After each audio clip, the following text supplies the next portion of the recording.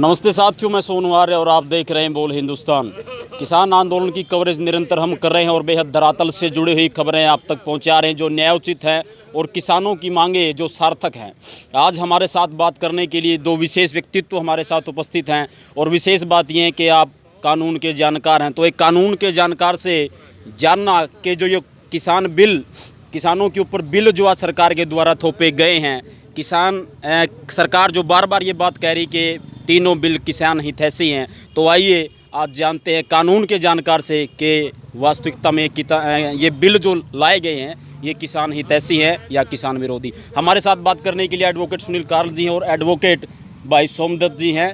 आइए उनसे बात करते हैं। तो सर, सबसे पहले तो हम आपसे यही जानना चाहेंगे, सरकार एक तरफ कह रही है कि जो बिल लाए गए हैं तीनों बिल किसानों के हित में हैं, कितना हित है किसानों का? देखिए, ये तो सर्व रूप से न्यायोचित नहीं है कि ये किसानों के हित में है। ये बिल किसानों के हित में होते तो किसान वहाँ थोड़े बैठते। किसान इतना फ्री नहीं है कि वो बैठे। किसान की ज़मीर और ज़मीन का सवाल है, जो पूर्ण रूप से मोदी जी व्यापारी हित के बिल लेके आए हैं, जिनको काला काला करने का कोई मतलब नहीं है। तो सारे काले हैं। जो ये क्वेश्चन पूछ रहे हैं ना कि कंटेंट पे बात ना हो कि इसके रंग पे बात हो रही है, ये कंटेंट पे बात हो रही है और कंटेंट ने ही उसको ये रंग दिया है। ये वापस घूम के किसान को एक गुलाम बनाने की है और जिसका सीधा प्रत्यक्ष रूप से व्यापारी वर्ग, पूर्ण रूप से जितने भी बड़े व्यापारी हैं, 2 ही 3 हैं जिनको सबको पता है कि वो मोदी जी आजकल किन का गुणगान करते हैं, किन के बच्चे होने पे थालियां बजवाते हैं, किन के वो छठी मनवाते हैं।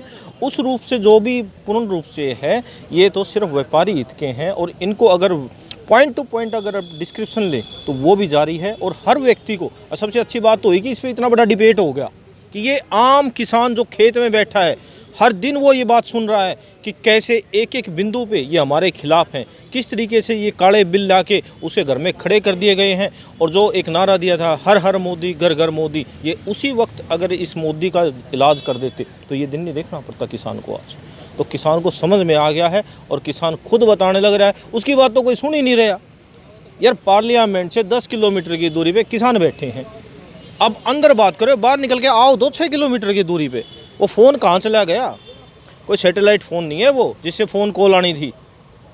वो आप 6 किलोमीटर दूर आओ, आपको काले क्या, उनके काले भूरे नीले सारे रंग बता देंगे। ये भगो जो इन्होंने इस भगवे रंग की बेइज्जती करवाई है मोदी ने, और जो एक ही रंग है बस खाकी, कच्छेदारियों का काम है। और इन कच्छेदारियों के कच्छे पाड़ने का इलाज 6 किलोमीटर दूर बैठे हुए हैं, वो आने वाले वक्त में जल्दी ही कर देंगे। आदरणीय भाई सोमदत्त जी हमारे साथ है। भाई साहब, हम आपसे ये जानना चाहेंगे, अभी सुनील कार्ल जी जो है कुछ देर पहले ये एग्जाम्पल्स दे रहे थे किस प्रकार किसानों को गुलाम बनाया जाएगा, कैसे कैसे चीज़ें धरातल के ऊपर किसानों के ऊपर थोपनी शुरू भी कर दी गई हैं। हम आपसे जानना चाहेंगे, सुनील कार्ल जी जो कह रहे थे उसको यथारूप सरकार कैसे देगी? देखिए, पहले तो आपने जो तीनों कृषि कानूनों के बारे में बताया, उसके लिए मैं आपके दर्शकों को बता देता हूँ कि तीनों जो ये कृषि कानून है ये कैसे किसान विरोधी हैं। सबसे पहले बात कर लेते हैं हम जो एसेंशियल कमोडिटी एक्ट बीजेपी सरकार केंद्र में लेके आई है। जमाखोरी का अगर लिमिट इन्होंने हटा दी है तो ये तो सभी समझते हैं कि किसके फ़ायदे के लिए है। पूर्ण रूप से कॉरपोरेट को फ़ायदा देने के लिए किया गया है इनका। दूसरा, कॉन्ट्रैक्ट फार्मिंग का आप देखो। आप कॉन्ट्रैक्ट फार्मिंग में जो किसान को कानूनी रूप से, मतलब अगर कोई कल को कॉन्ट्रैक्टर के बीच में और फार्मर के बीच में अगर कोई भी उनके बीच में झगड़ा होता है तो किसान सिर्फ एसडीएम के कार्यालय तक जा सकता है। उसके बाद अपील करेगा तो डीसी के कार्यालय तक करेगा। तो ये निश्चित रूप से दिखा रखा है, कॉरपोरेट को फ़ायदा दिखा रखा है कि किसान अपने हकों को लेकर कानूनी मदद भी नहीं ले सकता। दूसरा, एक बात मैं आपको कहूँगा कि कल प्रधानमंत्री ने भी पहले भी कहते आए हैं, कल भी इन्होंने पार्लियामेंट में ये बात कही है कि MSP was there, MSP is there and MSP will remain constant. तो एक बात बताओ, अगर प्रधानमंत्री इतने भरोसा दिखा रहे हैं कि MSP बनी रहेगी तो उसको कानूनी दर्जा देने में उनको क्या तकलीफ़ है? किसान का हक है MSP। किसान कोई भीख नहीं मांग रहा है, किसान तो अपना हक मांग रहा है। तो प्रधानमंत्री भरोसा दिलाने के बजाय किसान को MSP के ऊपर कानूनी दर्जा देकर और इसको का हक की गारंटी दें, भरोसा ना दिलाएं। एक ही लाइन में MSP पे ये है कि MSP सिर्फ किताबों में था, किताबों में है, किताबों पर रहेगा। आप in the contradiction of MSP क्या प्रोविजन है? What is the legal provision in the contradiction of that MSP? Explain that point कि उसको कानूनी रूप से बाध्य आप किस तरीके से बनाएंगे जिससे कि किसान अपने हकों के लिए एमएसपी के लिए क्या विकल्प अपनाएगा कि अगर कोई व्यापारी उसको एमएसपी नहीं देगा, आप वो एक एक्ट ला दो, वो एक कानून ला दो। आप कह रहे हो ना, हम मान गए आपकी बात, आप उसको एक कानूनी रूप से ला दो, उसको कानूनी प्रावधान बना दो और संविधान में लिख दो, बात खत्म। हम भी अपने घर, तुम भी अपने घर, तुम अपनी सरकार चलाओ, हम अपनी खेती करते हैं। लेकिन अब बात बदल गई है, किसान के बच्चे हैं, आर्य समाज के रूप में हमारी परवरिश हुई है, हमारे संस्कार हैं, किसान के घर हमारी परवरिश हुई है। अब कानून के ज्ञाता हम भी हो गए हैं। अब किसान बूढ़ा नहीं रहा है, वो सिर्फ खेत में नहीं बैठता है, अब वो अदालत में भी बैठने लग गया। तो आदरणीय मोदी जी, अब की बार तैयार हो जाओ, इसको या तो एमएसपी का कानूनी प्रावधान आप ला दो, वरना ये हमेशा था, है और रहेगा, ये तो हमें भी बड़े अच्छे तरीके से पता है। दूसरा, प्रधानमंत्री जी ने 2 दिन पहले सदन के अंदर किसानों को और उनके नेताओं को परजीवी बोला। आप देख रहे होंगे कि पिछले 75 दिनों से किसान कितने शांतिपूर्ण ढंग से कड़ाके की ठंड में, हाड़ कपा देने वाली ठंड में शांतिपूर्वक आंदोलन कर रहे हैं। और दूसरा, प्रधानमंत्री जी अपने पद की गरिमा को भुला चुके हैं। एक प्रधानमंत्री का सदन के अंदर एक शांतिपूर्वक आंदोलन करने वाले किसानों के लिए परजीवी का शब्द कितना निंदनीय है, आप ये समझ सकते हो। और इसके पीछे मैं बताऊं, क्योंकि जो हमारे देश का प्रधानमंत्री है उसने आज तक बिना हिंसा किए कोई आंदोलन किया ही नहीं, इसलिए वो किसानों का दर्द नहीं समझ सकते। अगर प्रधानमंत्री ने खुद कभी कोई शांतिपूर्वक आंदोलन किया होता तो वो समझते इस बात को। तो प्रधानमंत्री एमएसपी के ऊपर बरकरार हैं अभी भी। इससे पहले आप बताओ ना, देखो देश के सामने उन्होंने कितने झूठे वादे किए थे। 15 लाख रुपए देने की बात की थी, 2 करोड़ रोजगार देने की बात करी थी, तो वो कहाँ तक उन्होंने उनका भरोसा देश का, अच्छे दिन देने की बात की थी, तो अच्छे दिन आए क्या, बुरे दिन और लागे रख दिए।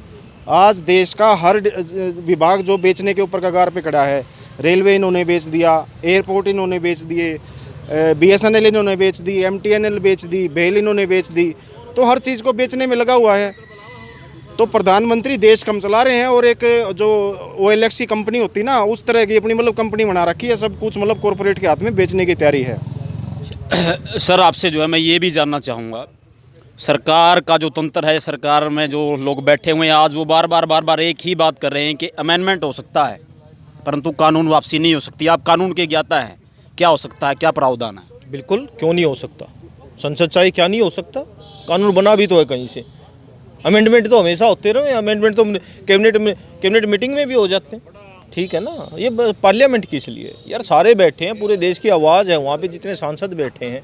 और परजीवी जो एक असभ्य शब्द बोल कहूँगा मैं तो इसे, क्या होता है परजीवी? अगर आप इसका व्याकरण रूप देखें, परजीवी होता है जो किसी दूसरे जीव के ऊपर जो आश्रित होता है। अरे परजीवी तो ये है रंडवा, ये मोदी है परजीवी। घर ये नहीं रहा, लुगाई इसने छोड़ दी, दूसरों के उन पर जितने व्यापारी हैं उनके ऊपर बैठा है। ये परजीवी तो ये है, he is parasite on the corporate houses, he is parasite. तू परजीवी हमें कह रहा है, हम तो तेरा पेट पाल रहे हैं, सुबह उठ कर रोटी खाता कहाँ से आती है? Are you parasite on the body of the farmers और we are the parasites? This is the great question. He should answer this question. This honorable Prime Minister of the country should answer on this. Is the farmer is parasite or you yourself is the parasite on the organization, on your party, on your house, on your household, everything.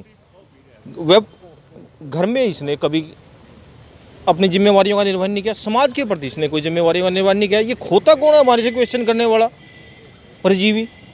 इसका सभी जवाब देंगे और ये पूर्ण रूप से वापस होने चाहिए और हमें एमएसपी का कानूनी हक दे दो. सीधी बात है, एमएसपी का कानूनी हक दे दो यार, उसको कानूनी रूप से उस प्रावधान को ले आओ. बात वहीं ख़त्म है.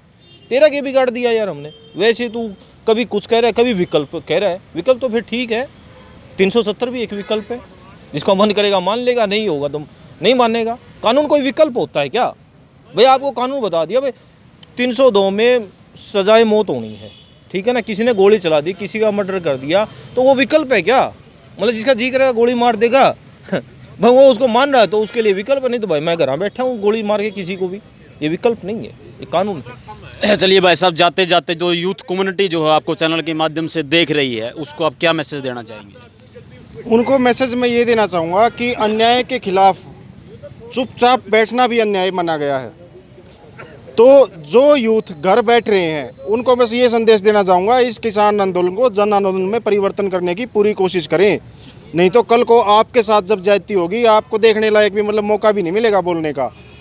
घर बैठे हैं, दिल्ली नहीं पहुंच सकते, अपने नज़दीक जाके धरना स्थल पे जाएं, वहाँ पर बोलें, प्रेस को अपने स्टेटमेंट दें, फेसबुक पर लिखें, शेयर करें और हर तरीके से जितना कर सकें इस आंदोलन का समर्थन करें और इस तीनों कृषि कानूनों को विरोध करके सरकार के खिलाफ अपना रोष प्रकट करें। जी चलिए, हमसे बात करने के लिए आप सबका बहुत बहुत धन्यवाद। Thank you. तो साथियों, आप थे एडवोकेट सुनील कार्ल जी और भाई सोमदत्त जी एडवोकेट।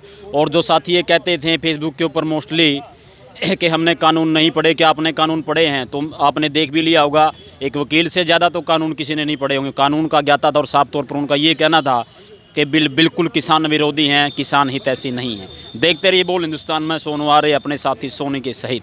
धन्यवाद साथियों, आप सबसे प्रार्थना, ज़्यादा से ज़्यादा वीडियो को लाइक करें, शेयर करें, कमेंट करें और चैनल को सब्सक्राइब करना ना भूलें। धन्यवाद।